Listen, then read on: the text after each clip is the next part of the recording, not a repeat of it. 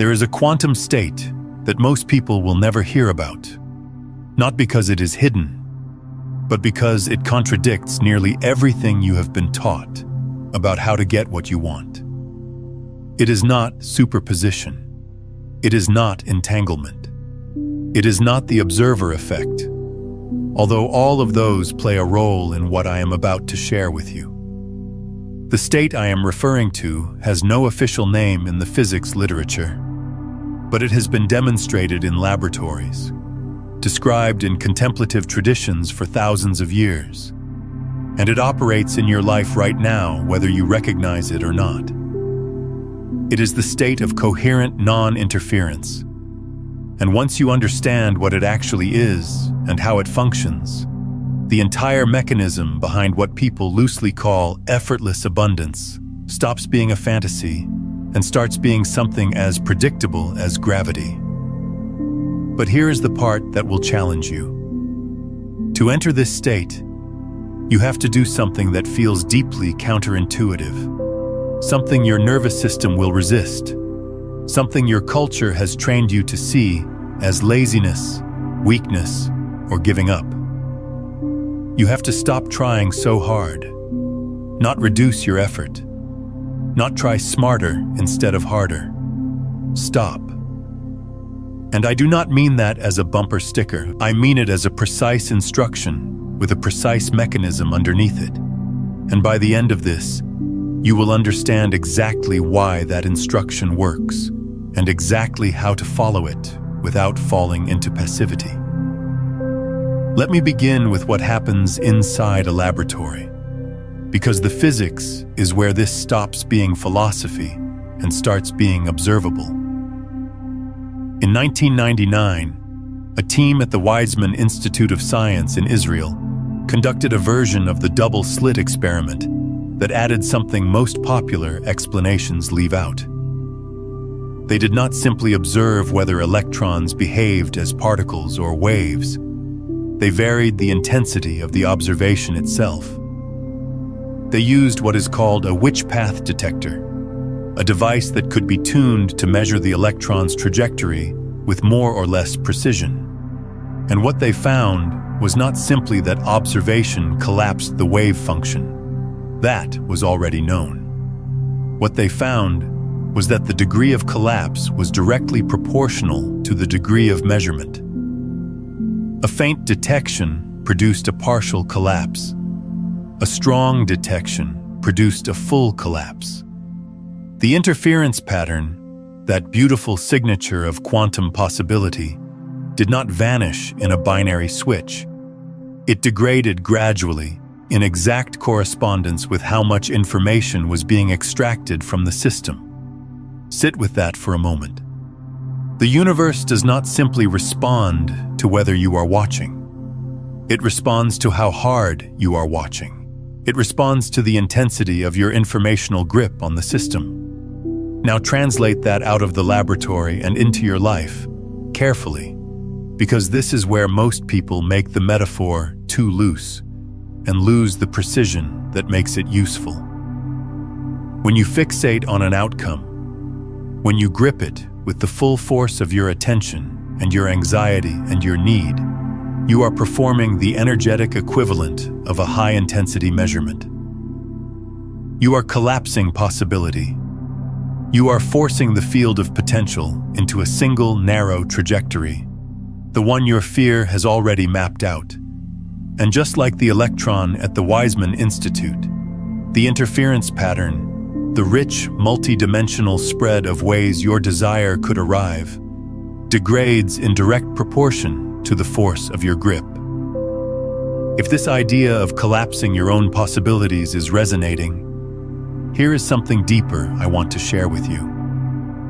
Have you spent years chasing manifestation, visualizing, affirming, raising your vibration, only to watch the same patterns repeat? Every traditional method assumes the same thing, that you are separate from what you want. That separation was never real.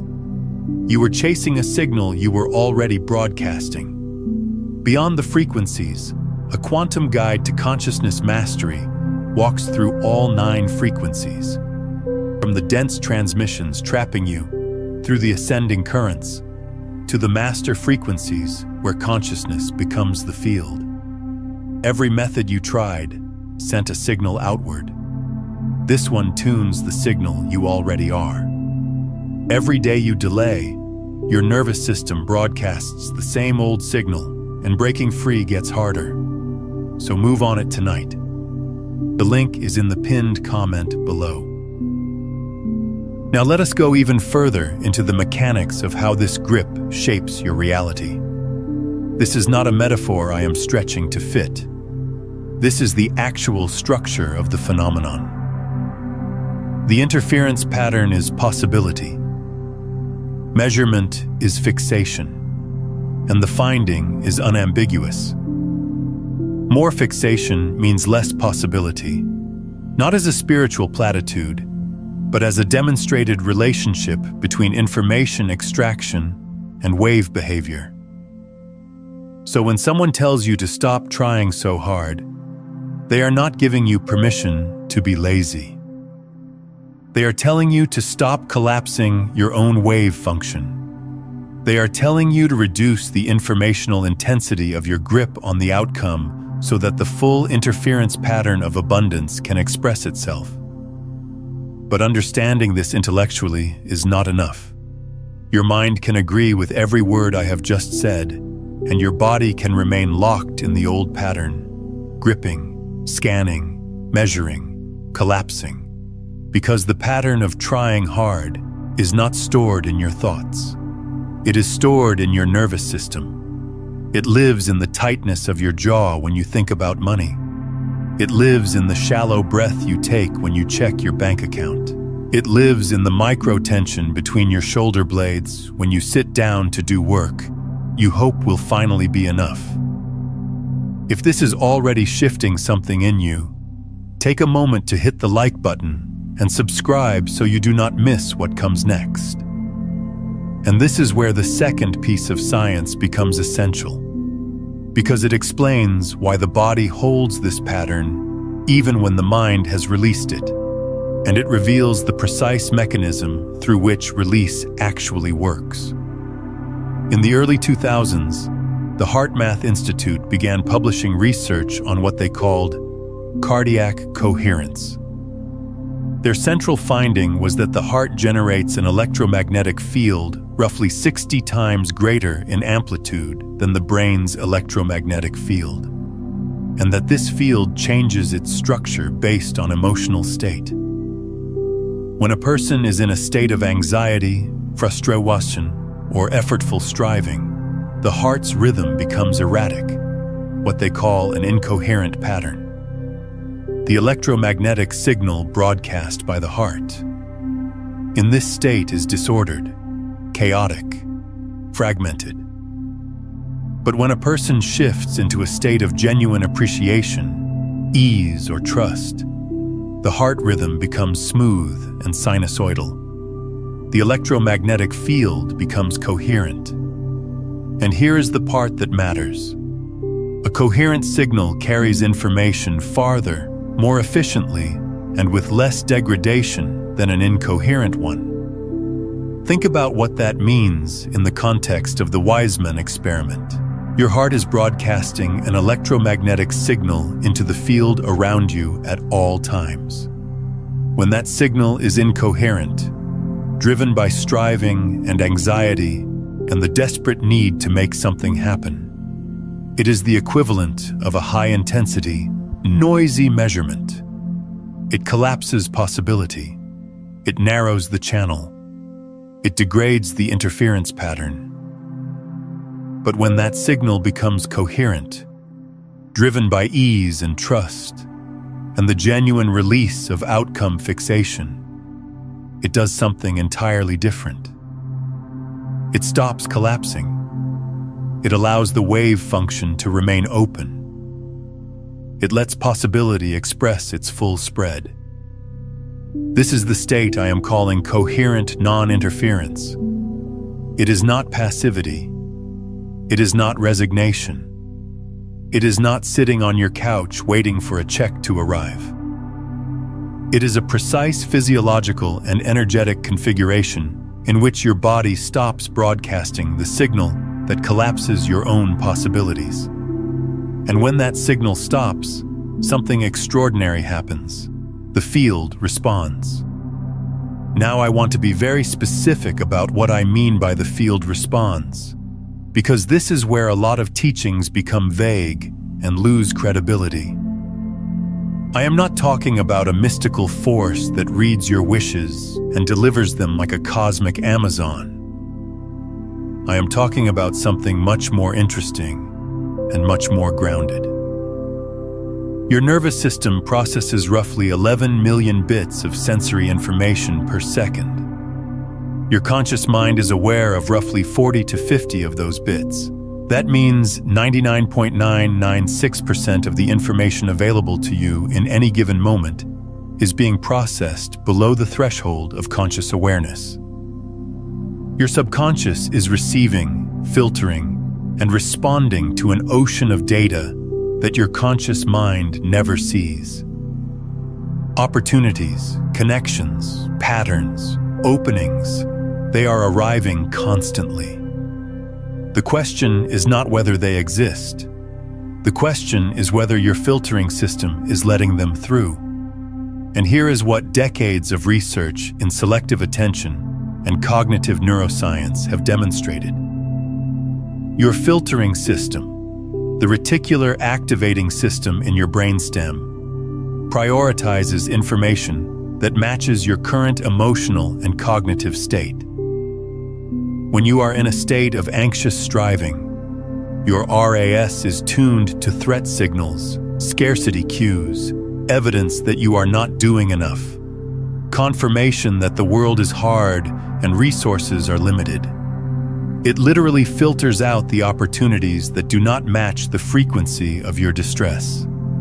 Not because those opportunities disappear, but because your perceptual system cannot register them while it is locked onto a different signal. When you shift into coherent non-interference, when your heart rhythm smooths out and your nervous system drops below the threshold of fight or flight, your RAS recalibrates. It begins registering a completely different set of signals. The email you would have skimmed past, the conversation you would have been too distracted to really hear, the idea that arrives in the shower when your mind finally stops grinding, the connection between two things you already knew but never put together. These are not miracles. They are the natural result of a perceptual system that has been freed from the tyranny of anxious fixation. I want to pause here and ask you something.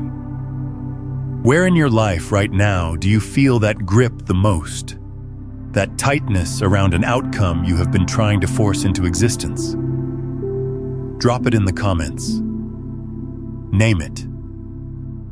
Because the act of naming it is the first step toward releasing it.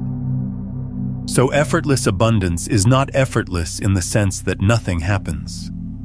It is effortless in the sense that the effort shifts location. Instead of efforting at the level of action, forcing, pushing, strategizing, grinding, you effort at the level of state.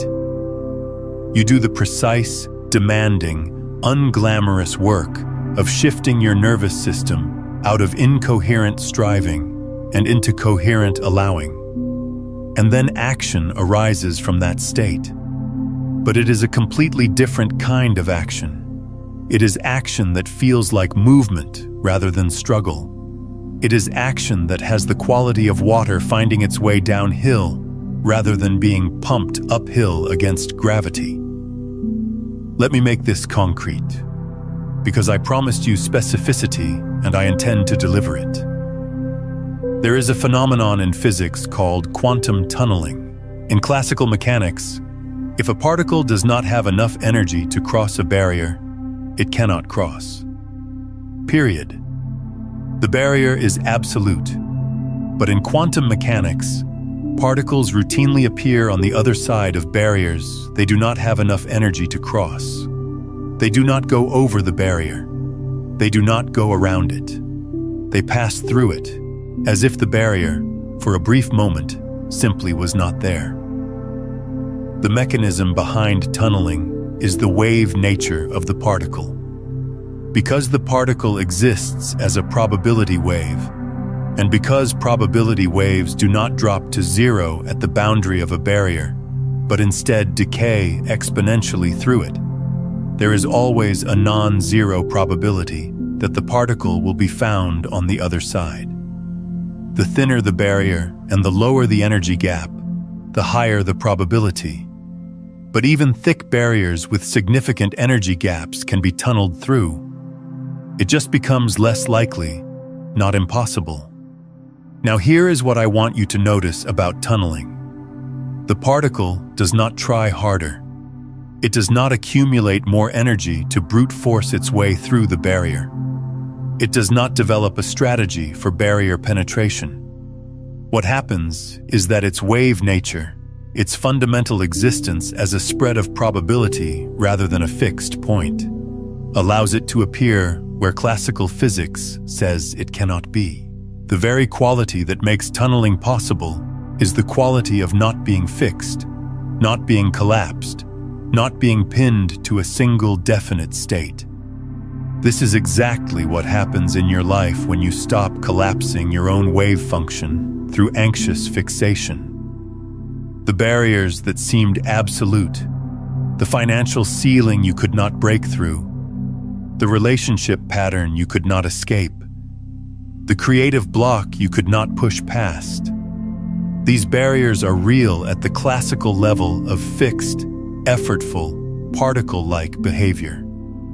But when you shift into the wave state, when you stop trying to be a fixed point forcing its way through a wall and instead allow yourself to exist as a spread of possibility, you begin to tunnel.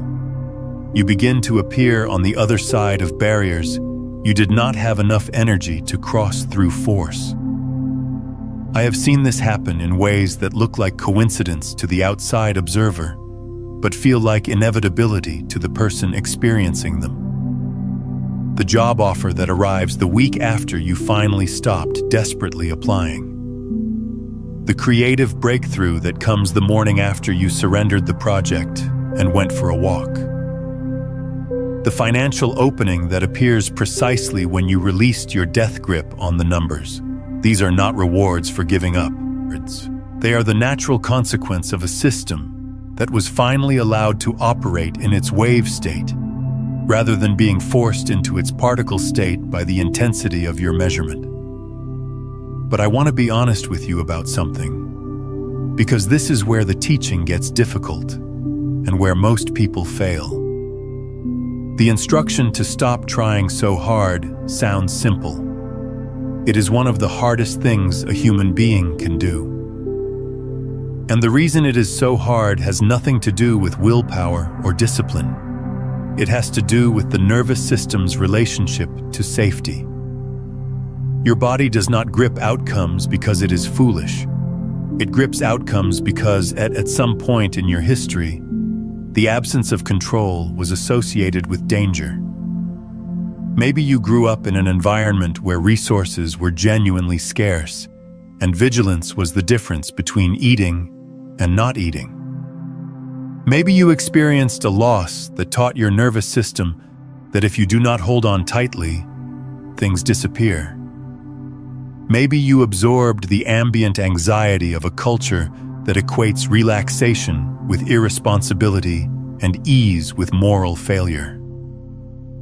Whatever the specific origin, your nervous system learned a lesson. Letting go is dangerous. And it learned that lesson not as a thought, but as a felt sense, a visceral contraction that activates automatically whenever you approach the edge of release. This is why affirmations alone do not work for most people. You can repeat, "I am abundant," 1,000 times. But if your nervous system is broadcasting the electromagnetic signature of "I am not safe to let go," the coherent signal never establishes itself. The affirmation is a conscious thought, 40 bits of information. The nervous system pattern is a subconscious program running on 11 million bits. The program wins every time unless you address it at the level where it lives. So how do you address it? Not through more thinking, not through more strategy, through the body, through the precise, patient, unsexy work of teaching your nervous system that release is safe. Here is a practice, and I want you to understand that this is not a generic relaxation exercise. This is specifically designed to address the mechanism I have been describing, the relationship between nervous system coherence, informational grip, and wave function collapse. Find a moment in the next 24 hours when you notice yourself gripping an outcome. It might be financial, it might be relational, it might be creative. You will know you are gripping because you will feel it in your body. A tightness somewhere, a shallow breath, a sense of urgency that has a slightly desperate quality to it. When you notice it, do not try to change it. Do not tell yourself to relax. Do not affirm anything. Instead, do this. Place one hand on your chest and one hand on your belly. Breathe in through your nose for a count of 5. Hold for a count of 2. Exhale through your mouth for a count of 7. The extended exhale is not arbitrary. It activates the vagus nerve, which is the primary pathway through which the parasympathetic nervous system, the system of rest and coherence, communicates with the heart. You are not just calming down, you are literally changing the electromagnetic signature your heart is broadcasting. As you breathe, bring to mind the outcome you are gripping. And then, on each exhale, practice this specific internal gesture. Do not let go of the desire. Let go of the timeline. There is a crucial difference. Letting go of the desire is resignation. Letting go of the timeline is trust. Your nervous system can feel the difference. Resignation feels like collapse, like sinking, like defeat. Trust feels like expansion, like opening, like space. If you are doing this correctly, you will feel a subtle but unmistakable softening somewhere in your torso. It might be your solar plexus. It might be your throat. It might be behind your sternum. That softening is the moment your electromagnetic signal shifts from incoherent to coherent. That softening is the moment you stop collapsing your own wave function. Do this for 3 minutes, not 30, not an hour. 3 minutes, because this is not about duration, it is about precision. 3 minutes of genuine, coherent non-interference is worth more than 3 hours of effortful meditation where you are secretly trying to manifest the whole time. Now I want to take you deeper into something that most teachings on abundance completely ignore. And it is the reason why so many people understand these concepts intellectually, but cannot seem to make them work. The issue is not understanding. The issue is identity. There is a concept in quantum mechanics called the eigenstate. An eigenstate is a state in which a particular observable has a definite value. When a system is in an eigenstate of energy, its energy is definite. When it is in an eigenstate of position, its position is definite. The crucial thing about eigenstates is that a system can only be in an eigenstate of one observable at a time for certain pairs of observables. This is the essence of the Heisenberg uncertainty principle. You cannot simultaneously have a definite position and a definite momentum. Precision in one means uncertainty in the other. Now apply this to identity. Most people are trying to create abundance from an eigenstate of lack. Their identity, the definite value of who they know themselves to be, is the person who does not have enough. The person who has to work hard. The person for whom money is difficult. the person who is always almost there, but never quite arriving. This is their eigenstate, and from within that eigenstate, every action they take, every strategy they employ, every manifestation technique they attempt is being performed by the person who does not have enough. The eigenstate determines the outcome, not the technique. This is why two people can use the same strategy with completely different results. One person starts a business from the eigenstate of, "I am someone who creates value effortlessly," and the business grows. Another person starts the same business from the eigenstate of, "I am someone who has to prove my worth," and the business becomes a grind. The actions look identical from the outside.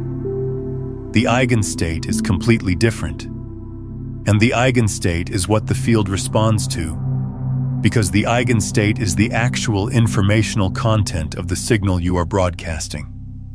So the real question is not how do I attract abundance? The real question is what eigenstate am I operating from? And if the answer is the eigenstate of lack, of striving, of not enoughness, then no technique, no strategy, no amount of effort will produce the result you want, because the result is being generated from within a state that has lack as its definite value. Changing your eigenstate is not the same as changing your thoughts. You can think abundant thoughts while your eigenstate remains lack. The thoughts are surface. The eigenstate is substrate.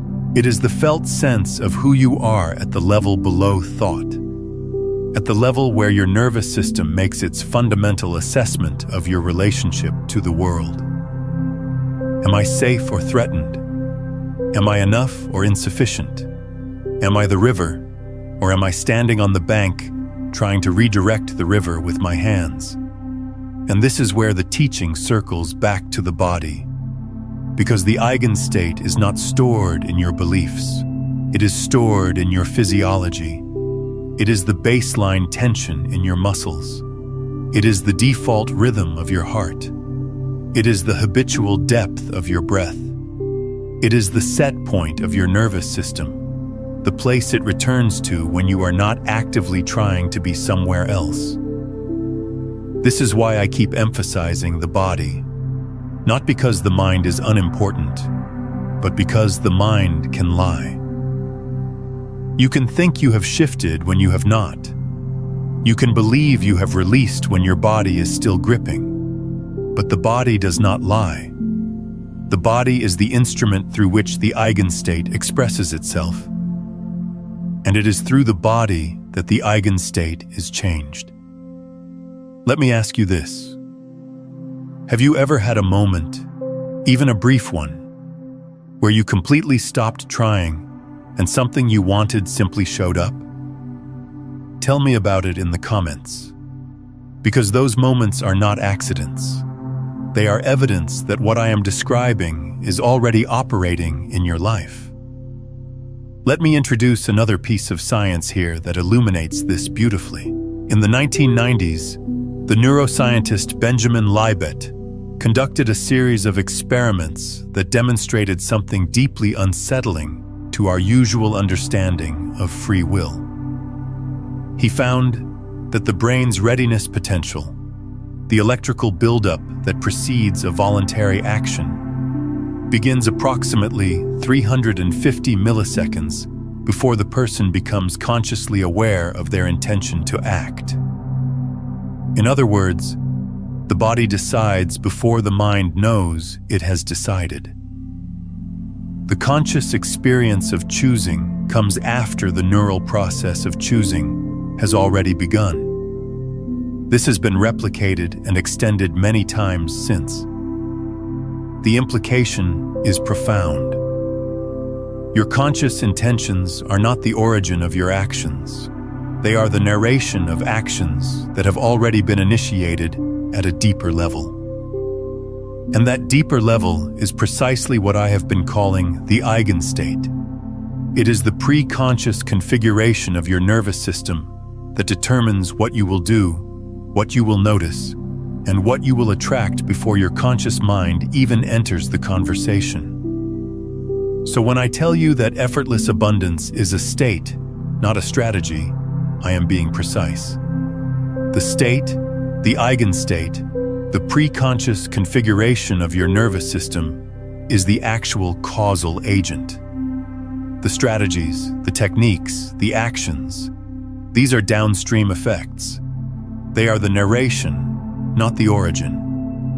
And if you want to change the story, you have to change the narrator, not the words the narrator is saying. The narrator itself, the state from which the narration arises. This brings us to what I consider the most important and least discussed aspect of this entire subject: the role of the gap. There is a space between a stimulus and your response. Viktor Frankl wrote about it. Contemplative traditions have pointed to it for millennia. But most people experience this gap as theoretical, something they have read about, but never actually inhabited. And the reason they have never inhabited it is that the gap is uncomfortable. It is the space where the old eigenstate wants to react, and the new eigenstate has not yet formed. It is the quantum superposition of identity, the moment when you are neither the old self nor the new self, but the pure potential from which both could emerge. Most people flee this gap instantly. The stimulus arrives, a bill, a rejection, a fear, and the reaction fires before consciousness even registers what happened. This is Libet's finding in real time. The nervous system has already decided, already contracted, already broadcast its incoherent signal before the mind has a chance to intervene. But here is what the contemplative traditions understood and what the neuroscience now supports. The gap can be frightened, not through force but through practice. Each time you catch yourself in the microsecond between stimulus and response and choose not to react from the old eigenstate, you are doing something remarkable. You are interrupting a neural pathway that may have been firing for decades. You are creating a moment of genuine quantum superposition in your identity. A moment when you are not yet collapsed into the old pattern and not yet collapsed into the new one. You are holding yourself in the wave state. And from the wave state, a different collapse becomes possible. This is the actual mechanism of transformation. Not affirmation, not visualization, not strategy. The patient, repeated, unglamorous practice of widening the gap between stimulus and response until the gap becomes wide enough for a new eigenstate to emerge. And the new eigenstate, the one from which effortless abundance flows, has a very specific felt quality. It does not feel like excitement. It does not feel like confidence. It does not feel like certainty. It feels like space. It feels like the absence of contraction. It feels like breathing fully without needing to control what happens on the exhale. It feels like trust, but not trust in a specific outcome. Trust in the process itself. Trust in the wave function. Trust that when you stop collapsing possibility through the intensity of your grip, possibility has room to express itself in ways your conscious mind could never have strategized. I want to address something directly now, because if I do not, everything I have said will be filtered through a misunderstanding that makes it useless. There is a difference between surrender and resignation, and your body knows the difference even if your mind conflates them. Resignation is collapse. It is the nervous system giving up, going limp, withdrawing energy from engagement with life. It feels like heaviness, like sinking, like the world is happening to you and you have no agency. Resignation is not a release of the grip. It is the grip turning inward, contracting around hopelessness instead of around desire. The electromagnetic signature of resignation is still incoherent. It is still a disordered signal. It has simply changed the content of its disorder from anxious striving to defeated withdrawal. Surrender is completely different. Surrender is the release of the grip while maintaining full engagement with life. It is the experience of caring deeply about something while simultaneously releasing your attachment to the specific form in which it arrives. It feels like openness, like expansion, like standing in a strong wind with your arms spread rather than hunched against it. The electromagnetic signature of surrender is coherent. It is a smooth, organized signal.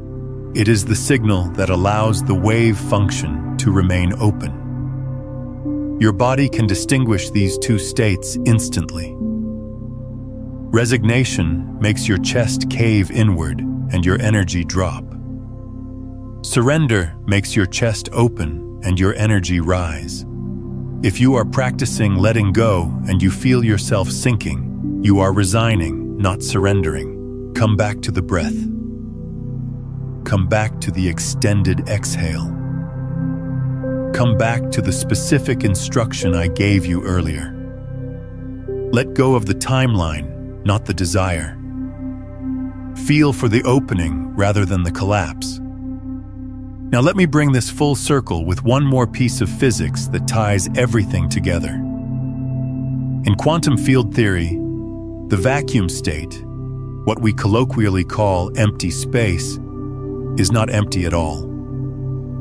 It is seething with what physicists call zero-point energy, virtual particles constantly flickering in and out of existence, a field of pure potential that never reaches zero even at absolute zero temperature. The vacuum state is the most energetically active state in physics. It contains, by some calculations, more energy per cubic centimeter than all the matter in the observable universe. The vacuum state is what is there when nothing is there. It is the potential that exists before anything has been manifested, before any wave function has been collapsed, before any measurement has been made. It is the field in its purest form, undisturbed, uncollapsed, vibrating with infinite possibility. And this is what you are accessing when you enter coherent non-interference. You are not creating something from nothing. You are aligning with the something that is already there. The infinite potential that exists in the field before your anxious measurement collapses it into scarcity. The abundance is not something you have to generate. It is something you have to stop preventing. It is the zero-point energy of your life, the potential that is always present, always available, always seething with possibility, but only accessible when you stop collapsing it through the incoherent signal of your striving. This is why the instruction is stop trying so hard rather than try differently. Because trying differently is still trying. It is still measurement. It is still the informational grip that degrades the interference pattern. The instruction is not to modify the grip, but to release it. Not to find a better strategy for collapsing the wave function, but to stop collapsing it altogether. And when you do, when you genuinely enter the state of coherent non-interference, something happens that is difficult to describe but unmistakable when you experience it. Life begins to have a quality of flow that is qualitatively different from anything produced by effort. Things arrive with a timing that feels orchestrated but was not planned. Connections form that feel inevitable but were not engineered. Resources appear that feel provided but were not pursued. This is not magic. This is the natural behavior of a system that has been allowed to operate in its wave state, where the full interference pattern of possibility is intact and the probability of favorable outcomes is maximized. But I want to be clear about something. This does not mean you stop acting. You do not sit in a room and wait. What changes is the source of the action. In the old eigenstate, action arises from anxiety, from the desperate need to make something happen, from the belief that if you do not push, nothing will move. In the new eigenstate, action arises from inspiration, from the clear impulse that emerges when your perceptual system is no longer blinded by fear, from the natural movement of a system that is in coherent alignment with the field.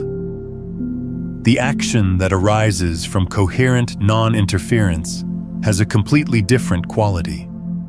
It feels effortless not because it requires no energy, but because the energy flows in the direction of the action rather than against it.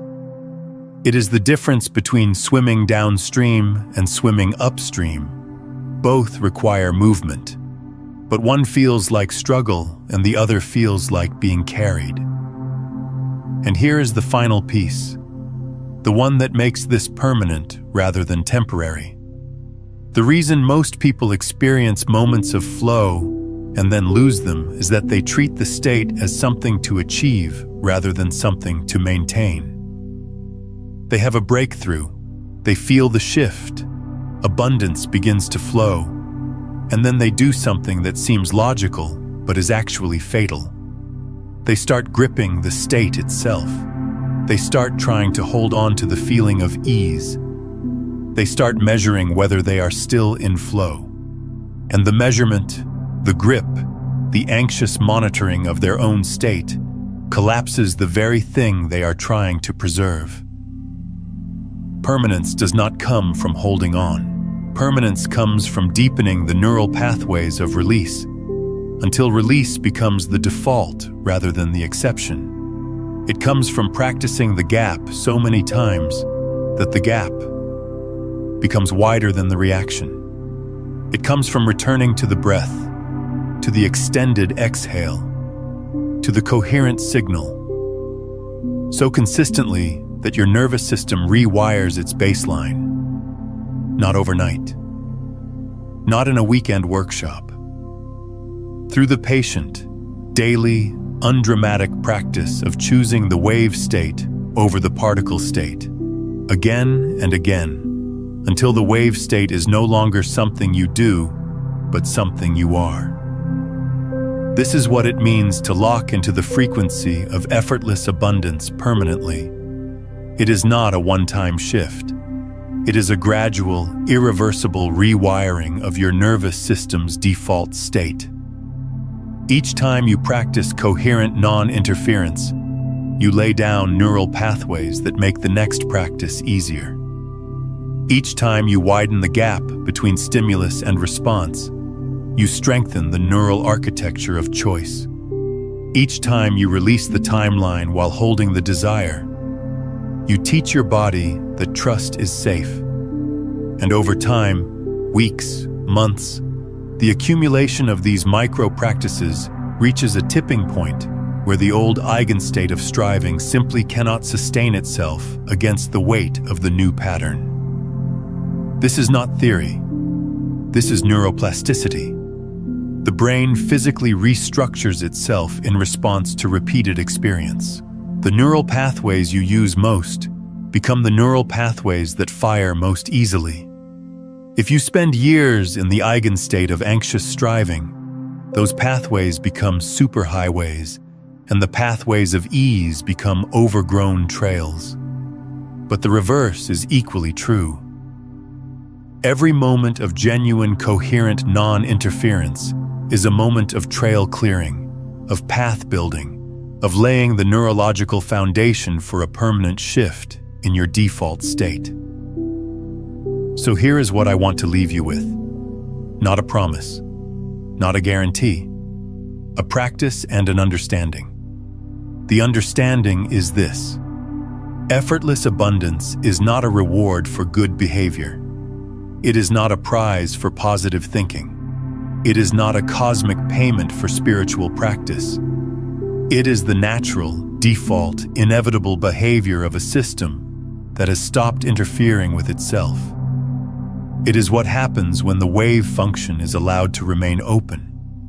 It is what happens when the electromagnetic signal of the heart becomes coherent. It is what happens when the reticular activating system is freed from the tyranny of threat detection and begins registering the ocean of opportunity that was always there. The practice is this: return to the breath. 5 counts in, 2 counts hold, 7 counts out. Place your hands on your body. Feel the grip. Name the outcome you are collapsing. And on each exhale, release the timeline, not the desire. The timeline. Feel for the softening. Feel for the space. Feel for the opening that is the felt signature of coherent non-interference. Do this once today. Do it again tomorrow. Do it when you notice the grip returning, which it will, because the old eigenstate does not dissolve without resistance. Do it not as a technique for getting what you want, but as a practice of becoming who you actually are underneath the layers of conditioned striving. Because who you actually are, beneath the anxiety and the strategy and the desperate measurement of outcomes, is the wave function itself, uncollapsed, infinite, seething with the 0-point energy of pure potential.